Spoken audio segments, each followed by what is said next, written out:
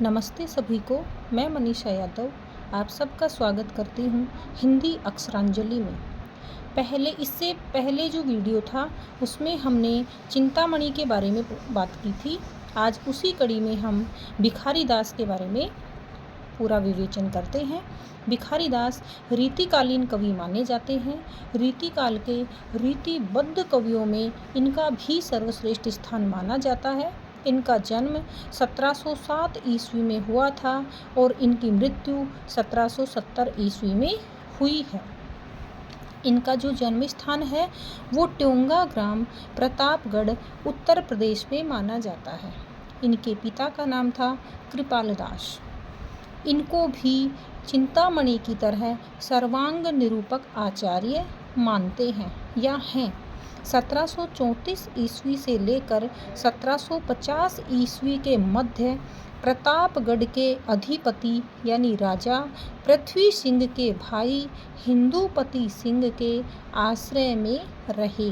हम मान सकते हैं कि ये हिंदूपति सिंह के ये जो है राजा हैं, ये इनके भिखारी दास के आश्रयदाता राजा थे। इनके जो काव्य ग्रंथ हैं उन पर चर्चा करते हैं हम।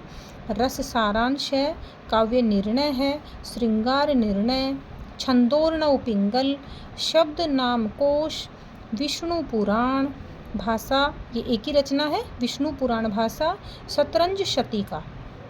इन्होंने संस्कृत आचार्य जो मम्मट हैं उनका जो काव्य ग्रंथ है काव्य प्रकाश, उसके आधार पर रस ध्वनि सिद्धांत की भी स्थापना की थी।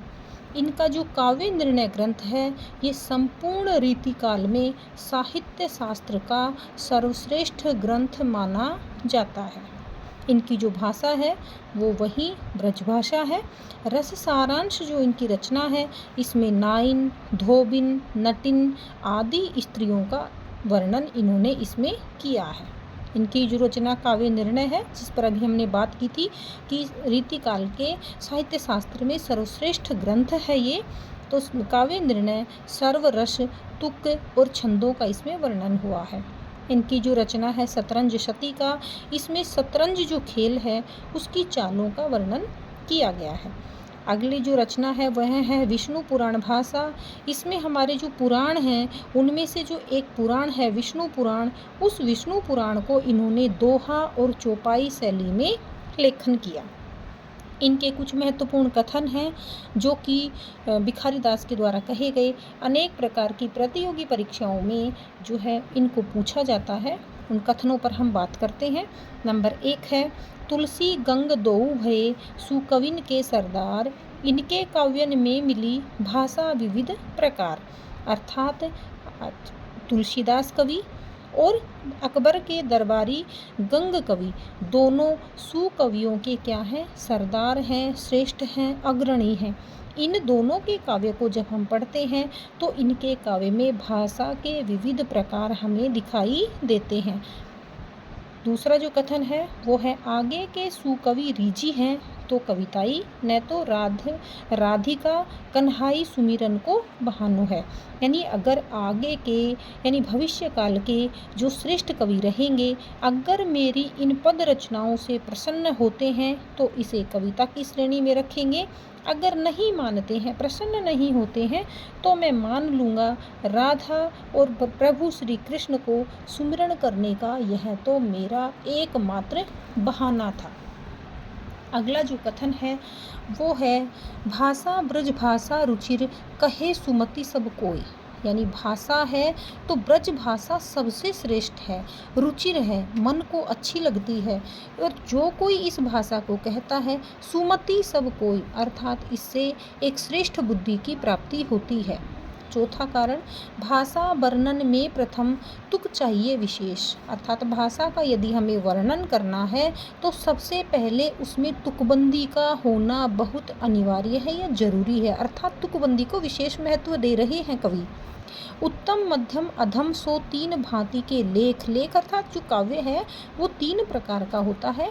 एक है उत्तम, दूसरा है मध्यम और तीसरा है अधम।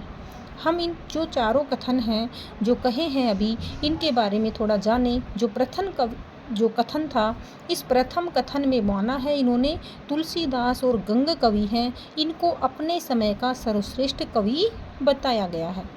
जो दूसरा कथन है उसमें तो राधिका कन्हई के सुमिरन के बहाने को बता रहे हैं। तीसरा जो कथन है उसमें इन्होंने ब्रज भाषा की सुंदरता और उसकी स्वीकार्यता को दर्शाया है कि ब्रज भाषा इतनी मधुर व सुंदर है कि सभी बुद्धिमान लोग इसकी सराहना करते हैं। जो चतुर्थ कथन है इसमें किसी भी रचना में तुक के महत्व को स्पष्ट किया है। लेखन व काव्य को 3 श्रेणियों में इन्होंने बांटा है। उत्तम काव्य उसको श्रेष्ठ माना, मध्यम काव्य इसको औसत माना और अधम काव्य इसे निम्न काव्य की श्रेणी में भिखारीदास ने रखा है। तो ये था आपके रीतिबद्ध कवि जो हैं रीतिकाल के भिखारीदास। आगे की हम कड़ियों को अनवरत जारी रखेंगे। अगर आपने अभी तक चैनल को सब्सक्राइब नहीं किया है तो सब्सक्राइब कीजिए, अपने दोस्तों तक शेयर कीजिए, लाइक कीजिए और कमेंट कीजिए कि अगला वीडियो मैं किस विषय पर बनाऊं, ताकि मैं आपकी किसी साहित्य के किसी भी प्रकार की उस दुविधा को समाधान के स्तर तक ले जा सकूं। धन्यवाद। आज के वीडियो में इतना ही। मिलते हैं अगले वीडियो में।